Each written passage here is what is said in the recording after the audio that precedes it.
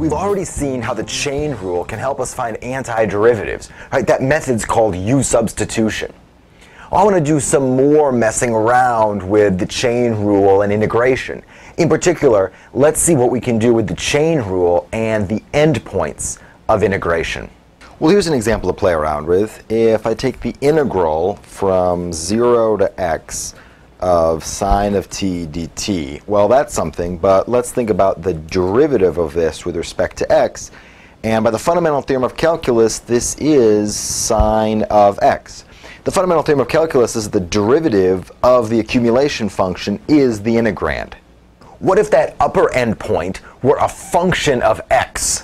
What I'm asking is, what if this endpoint weren't x anymore, but some function g of x, right? Then this wouldn't be sine of x anymore, it'd be something else. So to analyze this, let's define a function f. So that function will be given by this rule. F of x is the integral from 0 to x of sine t dt.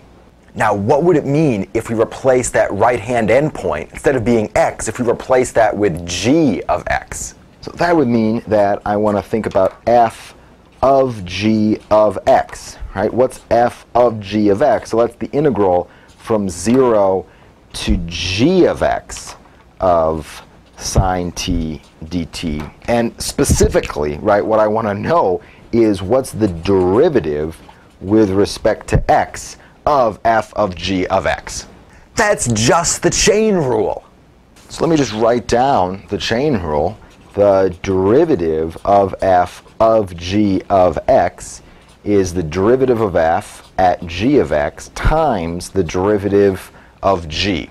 So what does it mean in this specific case? Remember, in this case, f of x is the integral from 0 to x of sine t dt. So the derivative of f, by the fundamental theorem, is sine of x. And that means that the derivative of f of g of x, well, that's just sine, the derivative of f, at g of x times the derivative of g. Let's make it even more concrete. Let's say that g is the squaring function. Let me write that down.